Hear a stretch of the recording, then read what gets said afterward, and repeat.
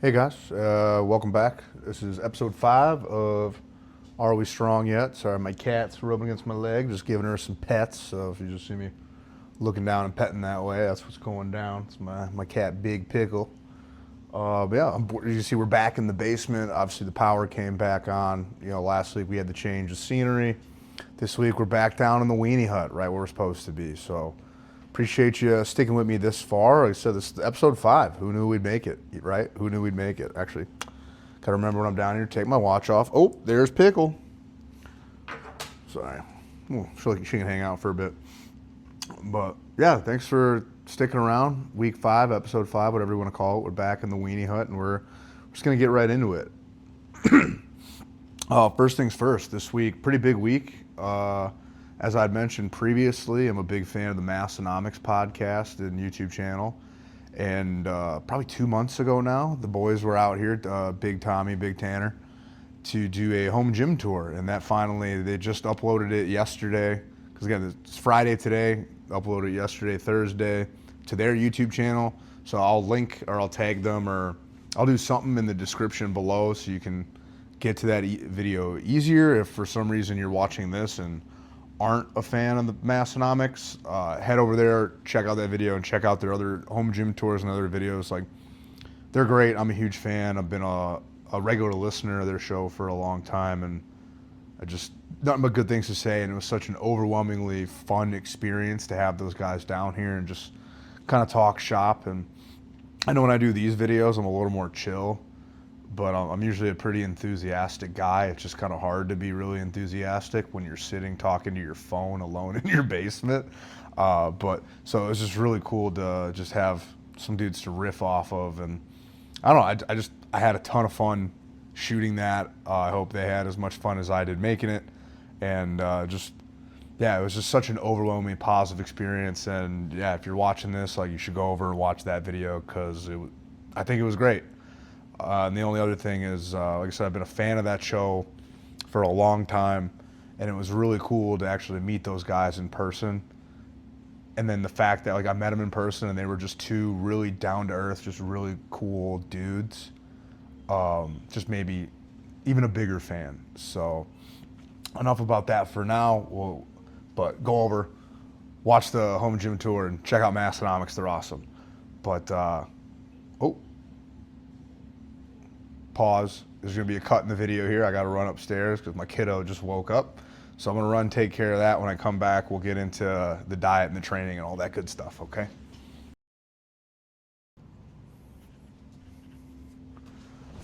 All right. All right. We're back. Sorry. Had to run, take care of that, but we're all good. So we're back. Yeah, so let's just get right into the diet update.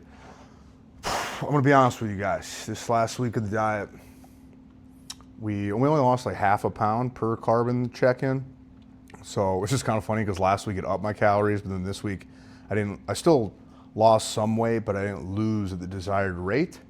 So we dropped back down to pretty much where I was 2 weeks ago. And man, I'm going to be honest, where I'm at in the diet right now, I'm starting to feel it. I'm not physically, I still feel okay. I think just mentally it's wearing on me a little bit. I just find myself like thinking about my food a little more, thinking about my meals, where it's like, you know, I'll finish a meal and then I'll already be thinking about the next one.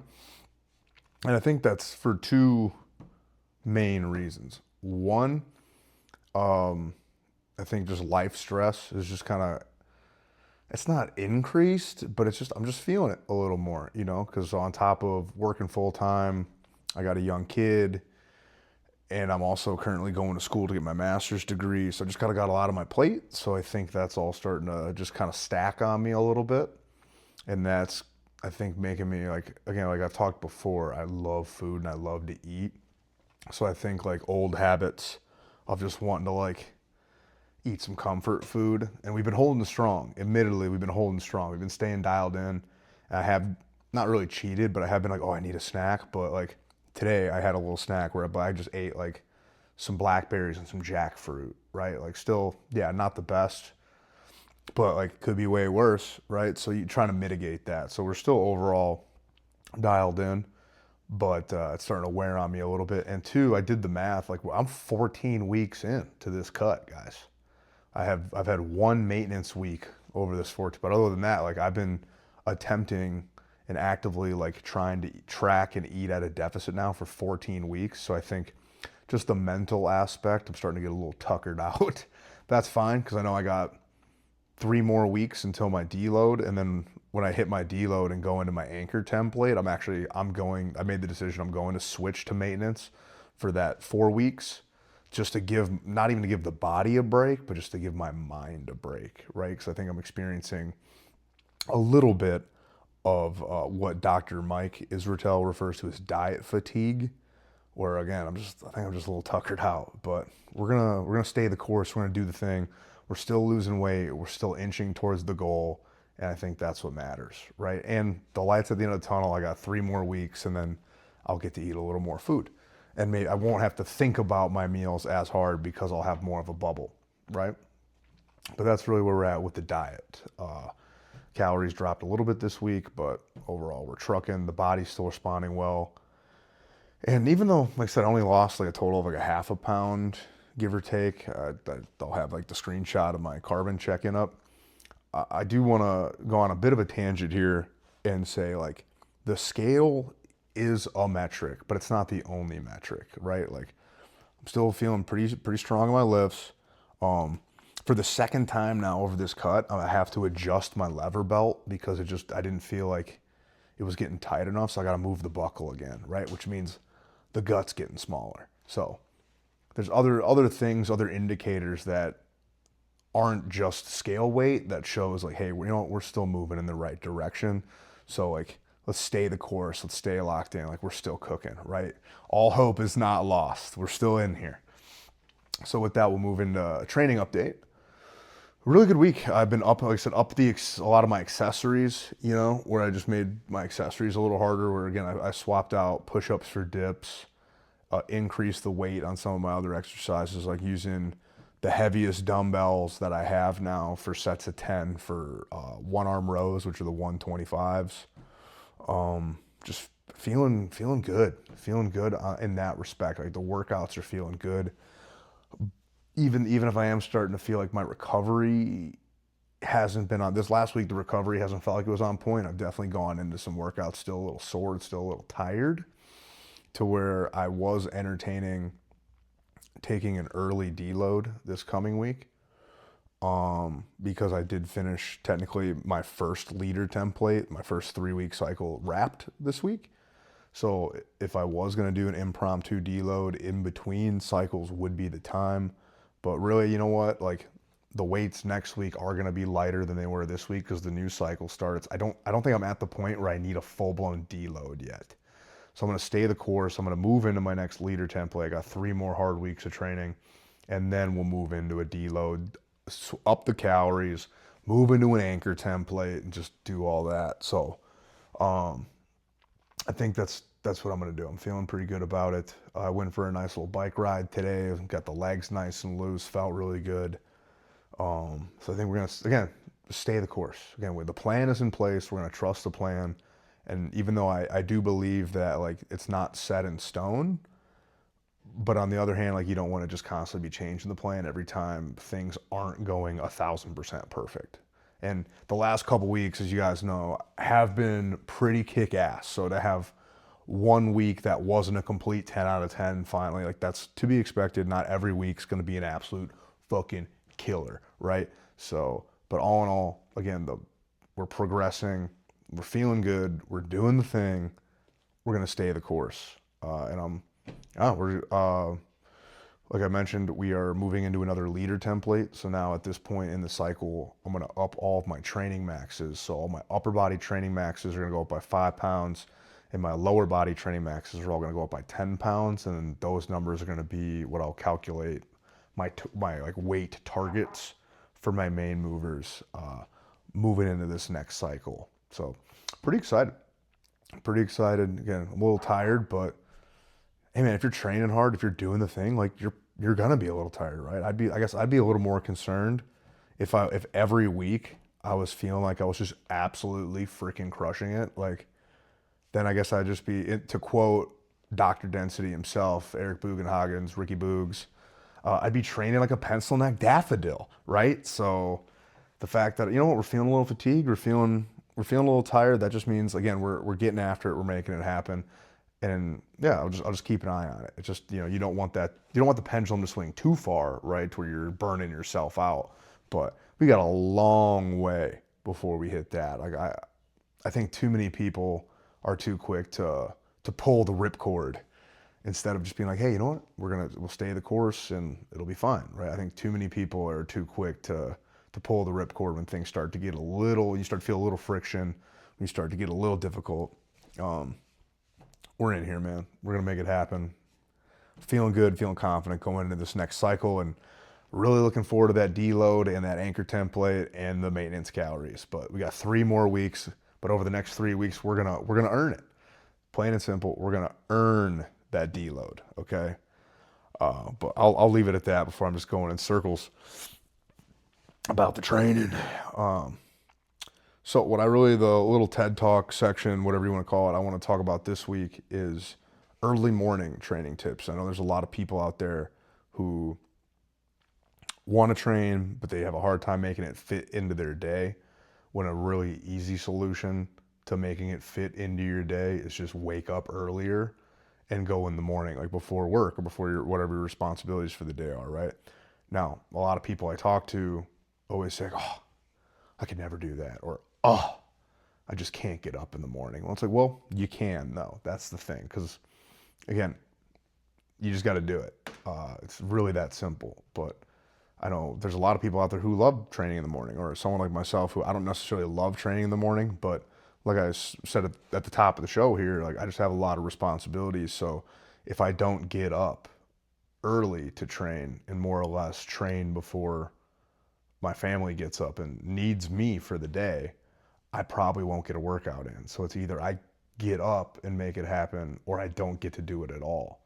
And for me, that sucks. Like that second option, like option B is just not an actual option. So like I'm up most days at 4 to come down here and get after it. Now I realize not everybody has a home gym. So, because that definitely makes it easier, because like I don't have to drive anywhere. I can just roll out of bed, put on some sweats, and boom, I'm down here. But I have a couple of things that even before I had a home gym, where I was an avid early morning trainer, that there were a few things that I was able to implement that I think made training in the morning a long-term habit for me. Okay. So the first one would be to prep your gym bag or your gear or whatever you're gonna wear or use for your workout. So like prep that shit the night before. Like I still do that even though working out at home. Like whatever clothes I'm gonna wear for my workout in the morning, like I have them on. We have a master bedroom or master bathroom like off our bedroom. So like we have like a the bathroom sink, whatever. So I'm a little tired, so the gears aren't turning so well today, but it's fine. So I'll lay my clothes out like with the sweats or like whatever clothes I'm gonna wear to train, and then also like the clothes that I'm gonna wear after training when I take a shower. I'll lay those out so that way all I have to do is roll out of bed, get dressed, and get down here, right? I think by setting up a system like that beforehand really sets you up for success. Because like, let's be real, are you gonna wake up at 4 to pack your gym bag? Because like, let's say you have to be in the gym by 5, but you have like a 20-minute drive to the gym. So that means like, okay, you got to wake up like 4:30, right? But like, if you don't prep that shit the night before, that 4:30 is looking real 4:15, looking real 4 a.m. because now you're just, you know what I mean? You just stack that shit the night before, just get it out of the way. So that way, that's just one less thing you have to do in the morning. That's one less step in between you and training in the morning, right? So you set that system up, or like, let's say you want to go for a run. Maybe it's not even lifting. Let's say you want to go for a run. Like I hear people say like they have their running shoes with their socks, like boom, right by the door, right? Just whatever your thing is, you prep it the night before. Okay, when I used to go to the gym, when I used to have to like drive to the gym, I would have my whole gym bag with like post-workout protein, belt, clothes, shoes, like towel for shower. Like I'd have the whole thing packed, sitting by the door, ready to go. So all I had to do was get up in the morning, grab that bag and I'm out the door. Okay, it's about eliminating steps.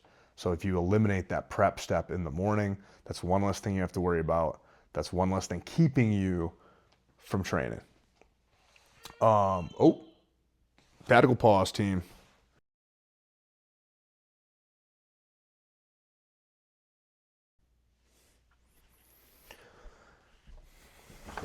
Ooh, man.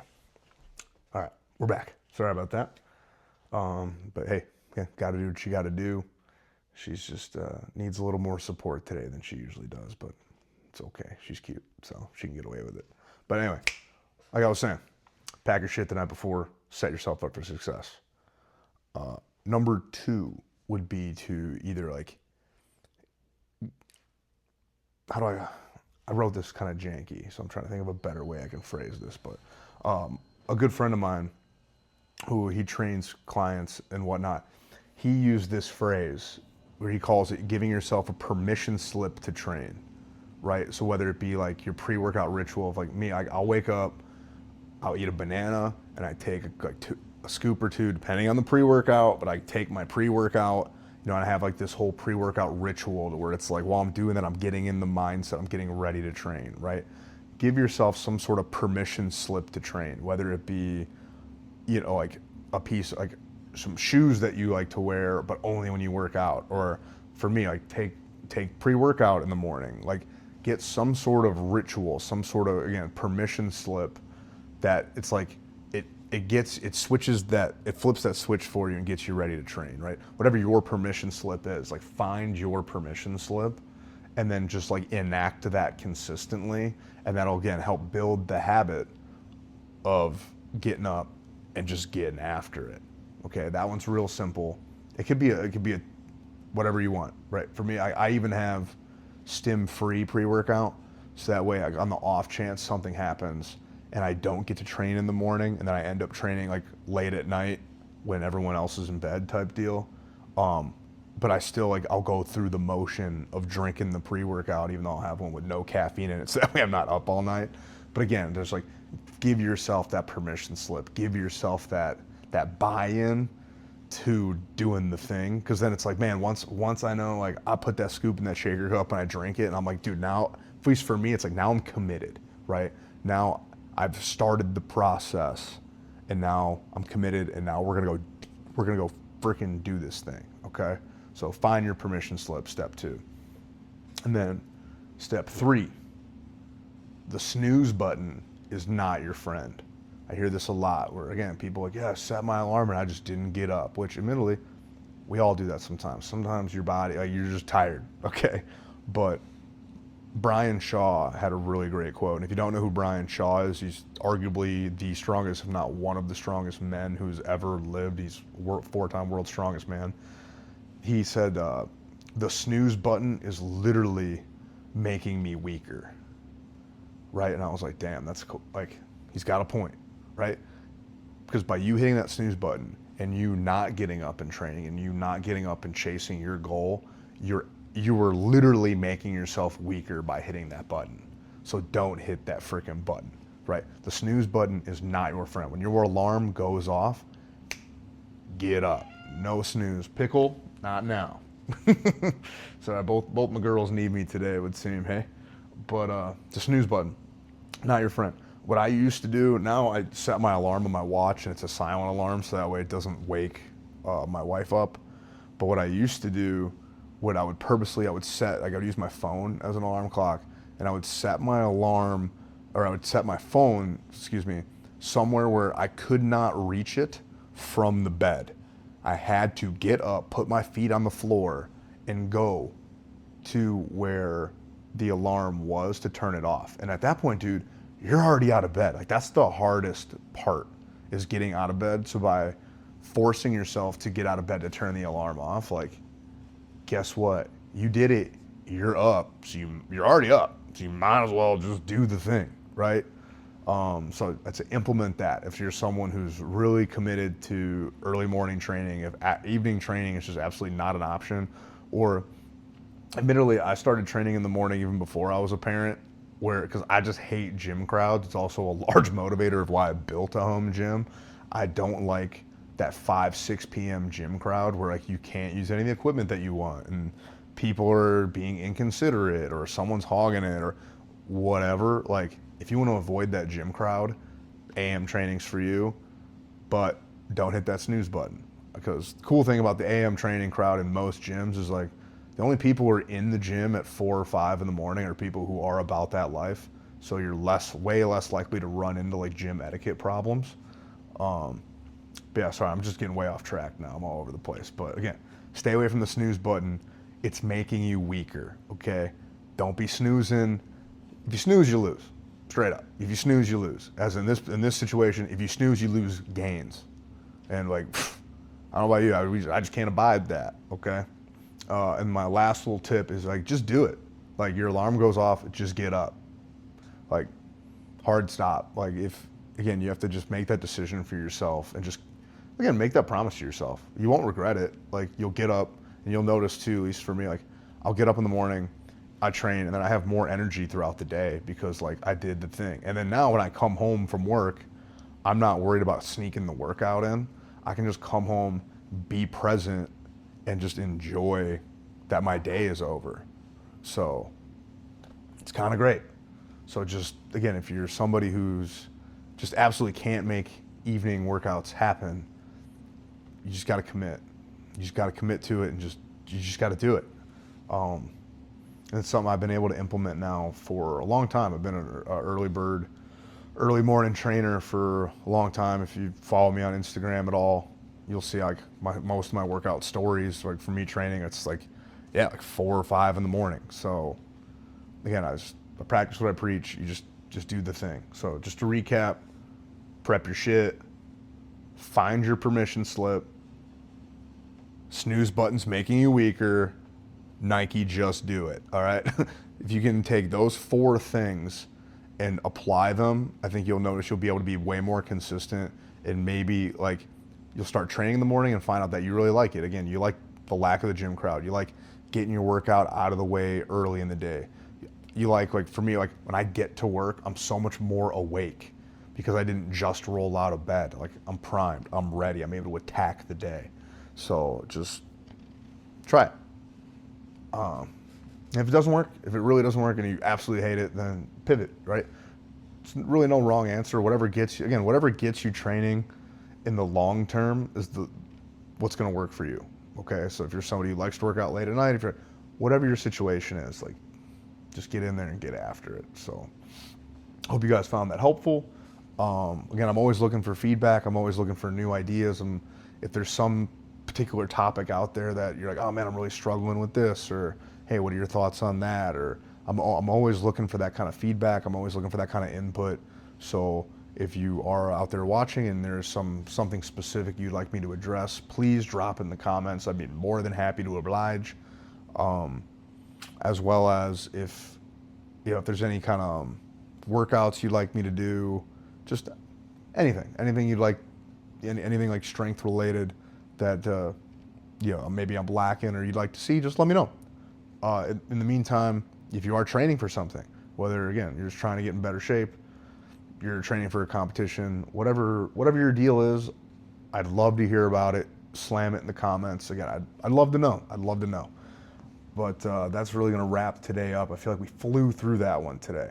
So we'll see exactly. Again, I told myself I was going to get a timer, and then I didn't, right? So we'll see. But I feel like we flew through that one today. But it's not all bad sometimes.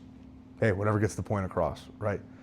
So with that, I'll say thanks for sticking with me this long. I hope you keep sticking with me.